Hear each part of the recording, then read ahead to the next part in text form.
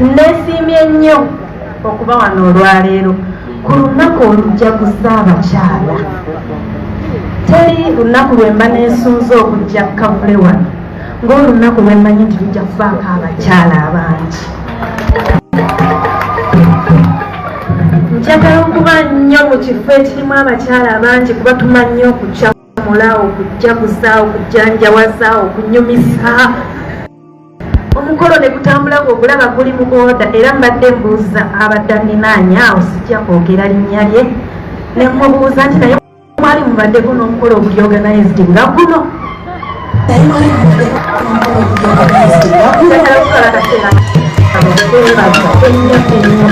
Njagala okutwala akaseera kano okwebaza ennyo abategesi nga ntandika simanyi abayiza. Ekirowoozo kino kirowoozo ky'amaanyi nnyo. Abakazi tusaanye okujjukiranga kiki kye tuli. Olwaleero tucelebratinga International Women's Day eyalina okucelebratingibwa nga munaana ogwokusatu. Naye ng'abakyala nga bwe mutumanyi bwe kaba kakowekoowe oyongerako akalala,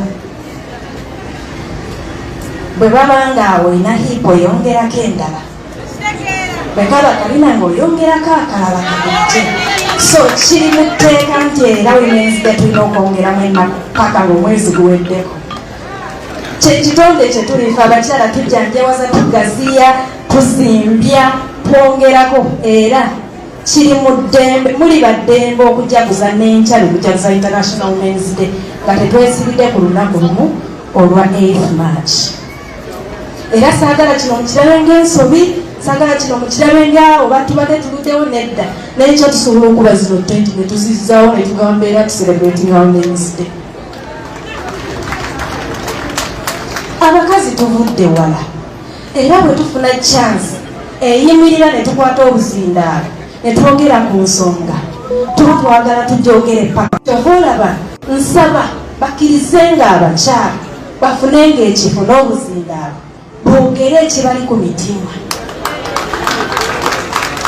Ndabye Saara wano ng'agamba nti ye tatera kwogera naye Saara oyo mwogezi mulungi era njagala mwenna mulabire ku Saara oyo bw'obanga weetindirira olibanga ofunye chance ekola ekyo kyolowooza nti osobola okikola kikolenga okigezeeko waakiri olimu ogusooka naye ng'okikoze okunaddako kijja kuba byoliyiza.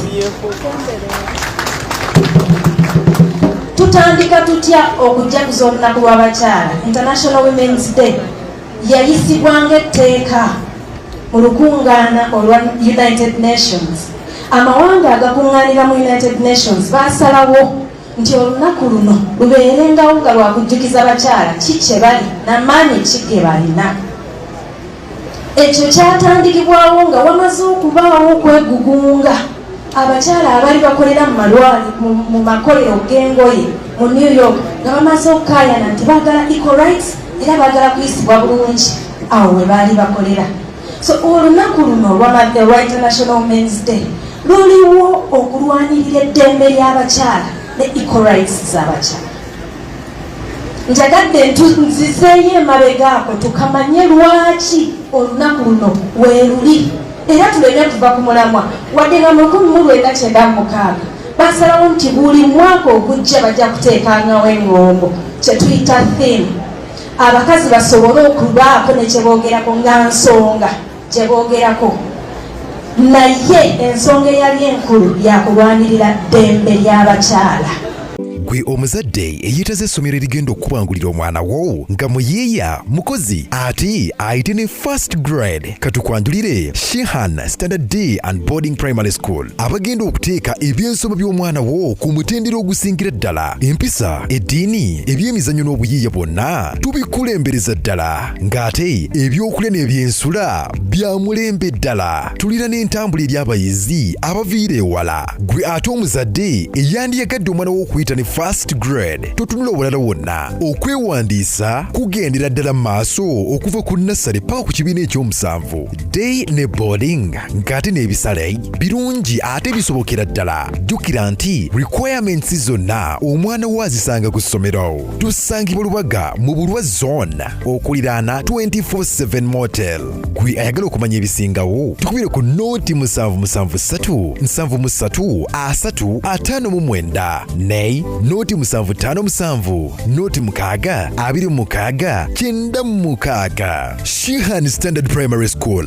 We invest in education.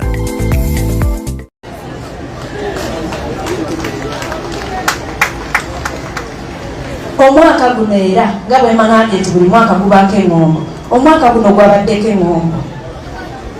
UN yabadde n'engombo egamba invest in women and accelerate progress. Teyawukana na ngombo y'olukungaana luno olw'olwaleero. Bajoogeddeko wano engombo eyaffe ng'abakyala b'ennyumbi. Naye njagala ngasiyeemuko twogere ku ngombo eya UN yasalirawo abakyala mu nsi yonna okujagulizaako omwaka guno nga ye invest in women accelerate progress. Baani abinvestinga mu women?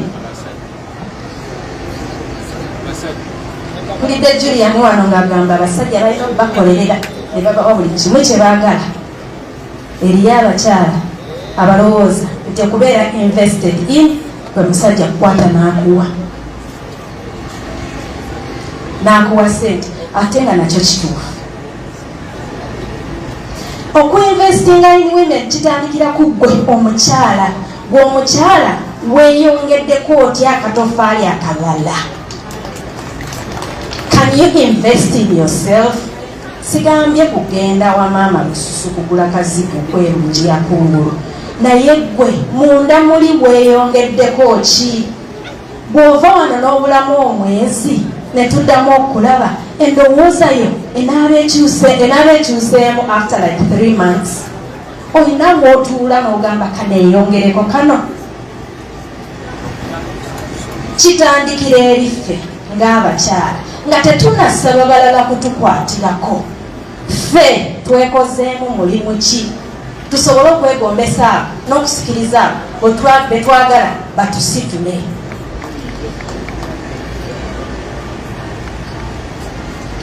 Abakyala tulina okuyigayoko kasikire akantu ak'enjawulo kosobola okukola n'ofunamu kasente akako. Banaye sente etambuza ensi. It makes the world run around. Abakazi tuli bagezi nnyo okumanya tuli bagezi. Ne sayansi egamba nti ffe obwongo sayidi zombi tuzikozesa mulundi gumu ate abasajja bakozesako sayidi emu ey'obwongo. Bw'aba akola ekintu aba akola ekyo. They do not multitask. Kubanga Katonda ekyo we can multitask. Kyova olaba omukazi abeera aweesa omwana ng'eno asiika bumonde wali ayogera ne kasitoma ng'ate ne ku ssimu aliko ne gwakola naye olugambo.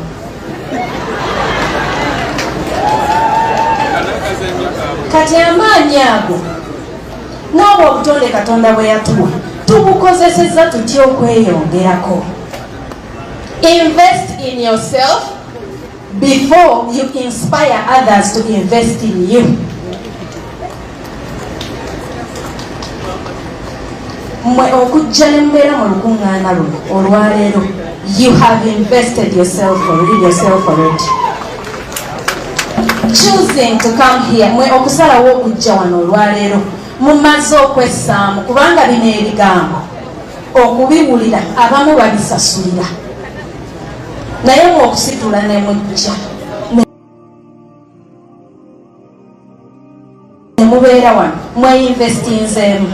Kati mba challenginga ng'abakyala buli mukyala ali wano olwaleero funa peni n'olupapula weeweeko ku program ogambe nti mu wiiki eno njagala mbeere nga nkoze kino kikwongereko gwe ng'omuntu bw'onooba okomyewo nga tuzzeemu okulaba tugambe nno gundi yakula mu ndowooza asaanye okusitulibwa tutegeeraga banaye munsonyiwa okwagala okubabuulirira naye obwedda aboogera mpulira bagamba abakazi tulina maanyi abakazi tusobola okukola buli kimu ye tukisobola naye tutuula ne tufumiitiriza ne tulaba kiki ennyo kye tuyinza okukola okweyongerako tusobole okubeerera ddala b'amaanyi.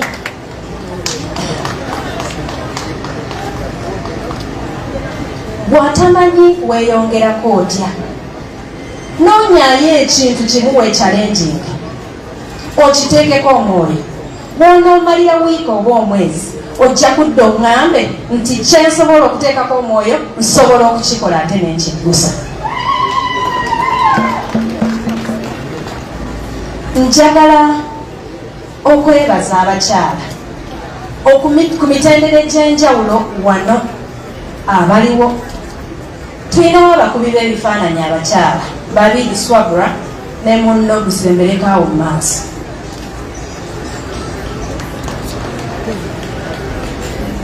Swabra ne munno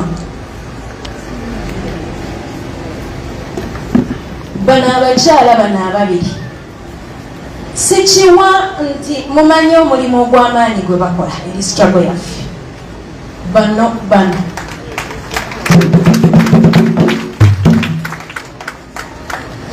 njagala nfunayo ko abakyala babiri nga mukola mu katale nga toolwala mutwegasseeko nga mukulembera mu butale. Abakyala babiri tusembere.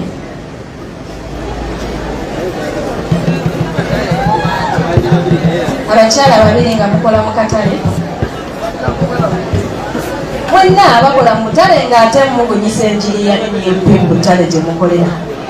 Tukwaniriza ku Mugisha Nandi Tours and Travel. Oyagala kusoma, kulambulako oba kutambula na mwagalwawo. Tukukolera ku students visa mu nsinga Canada, America, German, Netherlands n'endala nnyingi. Ate gwe visa yalema, Mugisha Nandi Tours and Travel ky'ekyokuddamu kyo. Tulina obumanyirivu mu by'okukola ku visa n'osobola okutambula. Tukuwa n'amagezi ga wandyagadde okukolera e Bulaaya. Mugisha Nandi Tours and Travel ekuyamba okkulungamya okufuna obutuuze, tulambuza saako n'okufunira ebifo eby'omulembe aw'okusula n'okukyakalira mu Uganda. Tusange ku Kalungu Building okuliraana City Square, Kampala Road, Level 4, Room 1.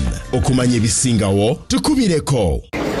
Tulina ba ambassador abatuukirira abantu abatali wansi wa 2 olunaku. Nti bano boolaba batuula mu kifo kimu abantu ne bajja we bali ne boogera nabo abantu abatali wansi wa 200 buli omu ku ono kubanga wa 2 olunaku.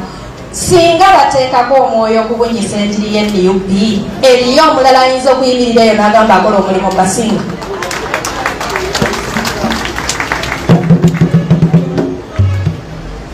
Nsabayo bamemba ba paliamenti babiri abakyala.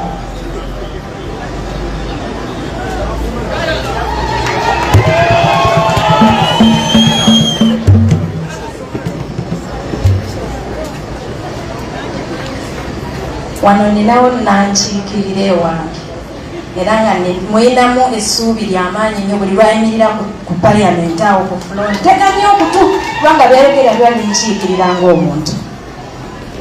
Bano bamemba ba paliamenti bwe weeyimirira ku fuloor n'amuvinga motion neeyitamu abamaze okutusalirawo ffenna era NUP etandikira ku abo bye babasazeewo.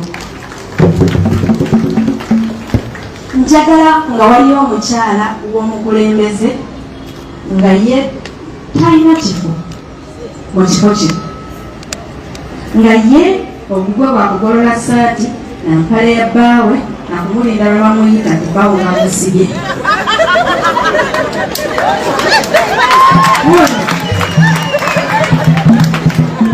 Kati banno be bakuba amabeere mu byoto ne bagamba mujja musubulula free on political prisoners.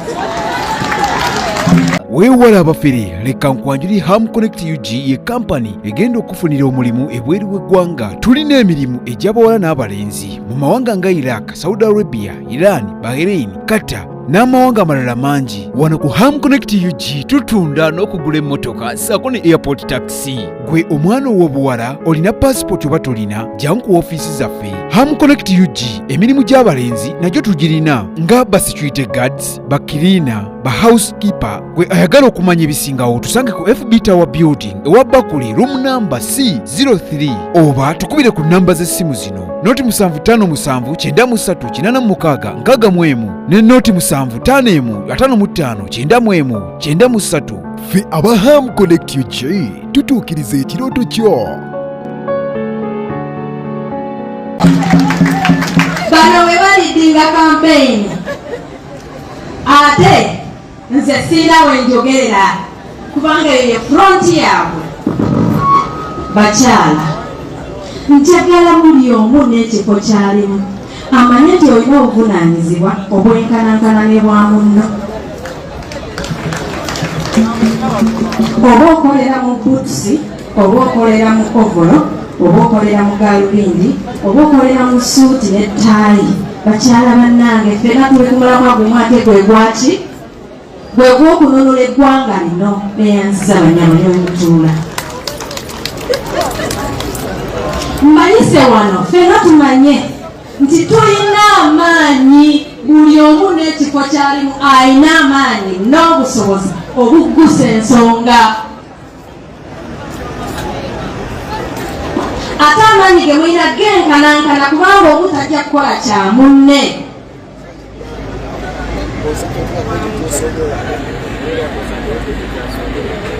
Nabadde nina okwemulugunya ennaku zino. Nagamba abakazi tukaaba nti abasajja tebatusembeza mu bifo by'amaanyi, nti abasajja tebaagala kufuwa bukulembeze, nti abasajja bwemala nensirika nzekka neneebuulira neneekansolinga. Neŋŋamba naye batuwadde obukulembeze naye maama bw'otunula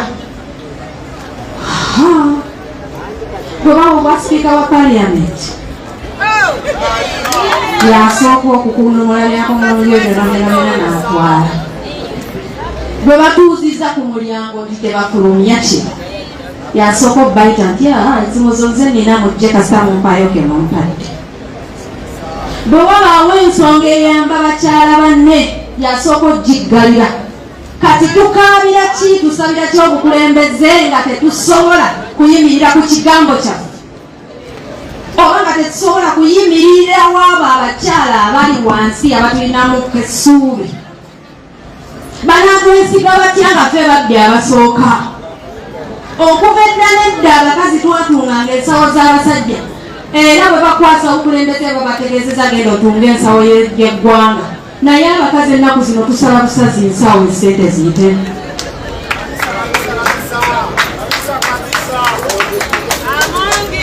Awaka tetuyambye, ku mirimu tetuyamba, ne gwe bawadde okuteeseza eggwanga. Asaba nnyo buli kimu kisaanewo kiggweyo. Twelowoozaako ffekka oba twatuuka ddi awo? Bakyala bannange twatuukawo ddi awo?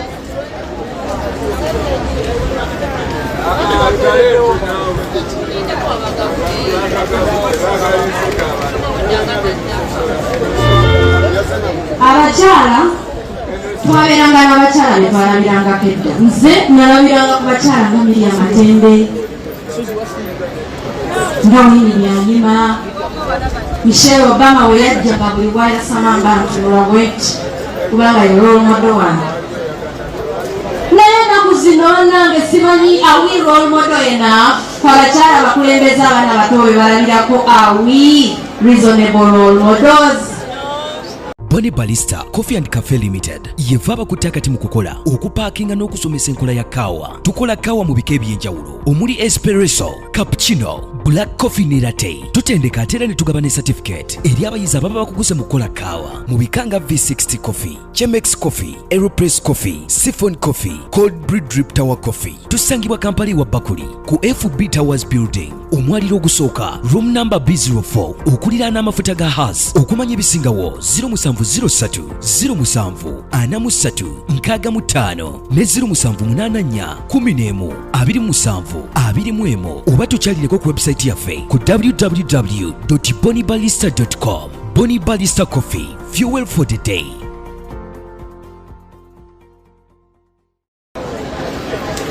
Do we qualify to be called role models? How are we going to inspire the young generation if we are not at sijja kubabuulira bye mwagala kuwulira leero. Munansonyiwa buli omu addeeka afumiitirize yeebuulirire kubanga mwonna buno butere bwe butuddewo buli omu gummwe lw'oluwommodo w'omuntu gw'omanyi ne gw'otamanyi. Beera ekyokulabirako ekyegombesa. Njagala kumaliriza nga mpa amaanyi abakulembeze bonna mu mitendera gyabwe nga bwe mbayise wano kubanga buli omu wabeera abamukulembeze mu kiki. Mugezeeko nnyo okukwata ku mikono gy'abawala abato. Abawala ababeegomba bwe baba batuukiridde tebeefuula bize. Bw'obanga olina obusobozi ng'olina ky'osobola okuyigiriza abawala bali mu kitundu ky'olimu kibayigirize kubanga enkya si kwagenda okubaawo be bagenda okubaawo. Abalina obusobozi mutuukirire abaana ab'obuwala abagezi kuba eggwanga lino lyetaaga abawala abagezi. Mubayambe mu ngeri yonna gye musobola. Akasembayo abakyala buli omu agende okutandika n'olwaleero abakakapya ke yeeyongerako bwe tunadda nga tumanyi tuli of value tujja tutandika kukaayamira okuweebwa ebyo ebisinga ku ekyo kye tulina olwaleero.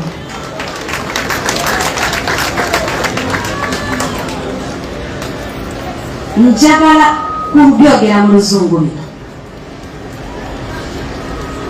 era timekeeper wa wano njamusamuza embereko wali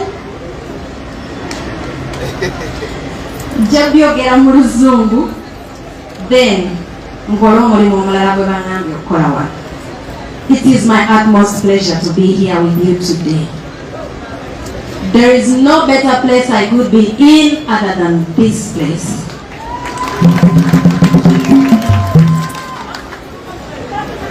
I am grateful to everyone that organized this event and specifically the people who invited me because I benefit from this gathering more than any of you does.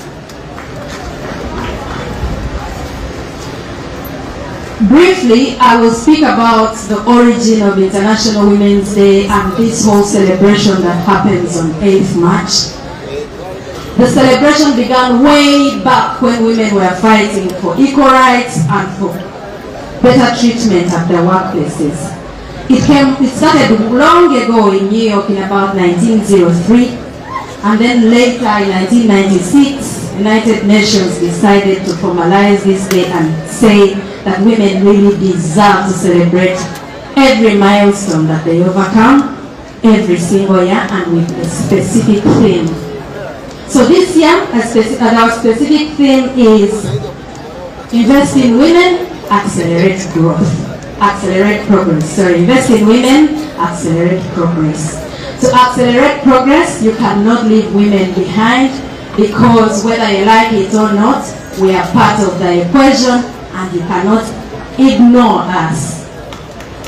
Mulungu Diaspora Foundation ngaigatide wamo African Canadian Foundation Back to Sako Global Conference mu September jangu sisinkana abakugu atoyige ngabugabanye ebirowoozo tuyita ba doctors ba nurses ba counselors ba nabyamizannyo ba administrators ba social workers abasomesa ba nabitone abayizi ba namawulire n'abalala bangi ba international participants mujja kusasula Canadian dollars $403 ate abanayolesa mujja kusasula Canadian dollars $3 52 ba Canadian participants mujja kusasula Canadian dollars 2 obakyalira eventbrite.ca eno global conference ekwata ku substance abuse, addiction, suicide ne mental resilience. Okumanya ebisingawo genda ku mukutu gwa www.canadianfoundation.org oba kuba essimu +14770 oba +1465835 oba +1437259 oba +256705800. ate n'osobola n'ogisindikako mobile money oba tu emailing ku info@africanfoundation.org. Tusuba Global Conference etegekeddwa African Canadian Foundation. My first challenge goes to every woman who is here, and it is about adding value to self.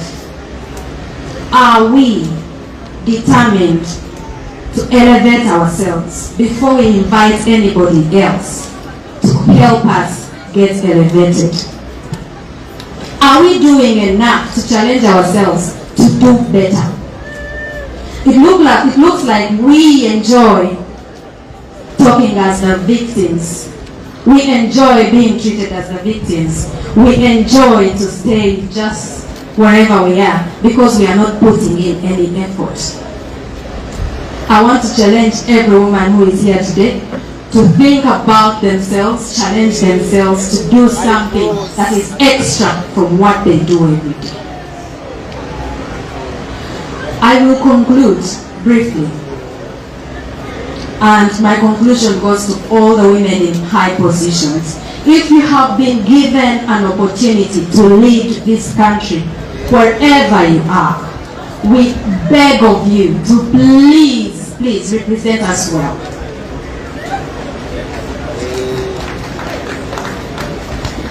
Those who speak for us, those who legislate for us, those who stand in places like I am standing right now and speak to us, please represent us well, because you know that you are the role models of this country and the younger generation of girls is looking up to you.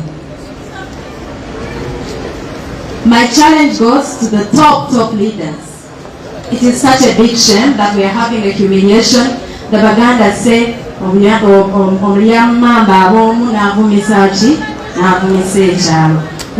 women who are practicing an unbelievable, extraordinary thuggery, not thinking about the very unprivileged women down here. The leaders in high positions, the ministers, the prime ministers, the vice presidents, the speakers of parliament, the members of parliament, all those big people who are supposed to be legislating for us, making laws for us, and making sure that we are secure under the law, are throwing us under the bus. I am challenging you to please be the women that we expect you to be, to protect us, to speak for us, and to be the gatekeepers of whatever trickles down to where we sit.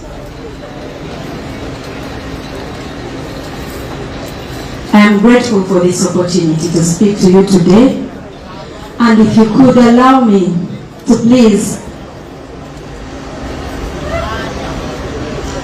muita muzungu mu Luganda.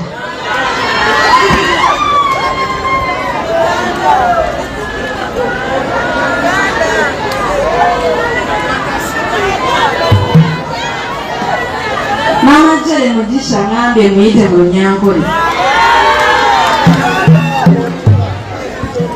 Sewa mukama wanje President wetu Honorable Kyagulanyi Ssentamu twashemererwa muno nga kuba neewahirizo.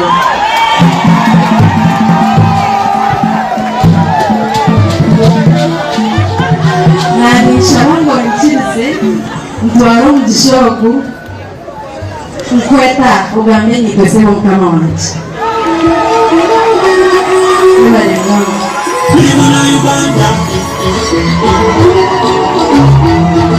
onoonya ekifo ekyokuwummuliramu nga kirina spa ey'omulembe omuli sawuna massage ne steam bath. Ffe aba Nina Guest House tulina luumu eziri self-contained nga nnungi nnyo, kosta ne restaurant erimu emmere empoomu eya buli kika. Gwe anyumirwa omupiira ne pool table, jangu buli kimu weekiri. Parking ey'obwereere, security ennungi nga ne privacy y'abaklayant baffe yankizo nnyo gye tuli. Tusangibwa ku Hoima Road e Namuŋŋoona nga waakava ku Toto okumpi ne Gombe SS. Tukubireko kati ku noti 75164215 oba noti 761489 noti emu noti 4. Nina Guest House, a home away from home.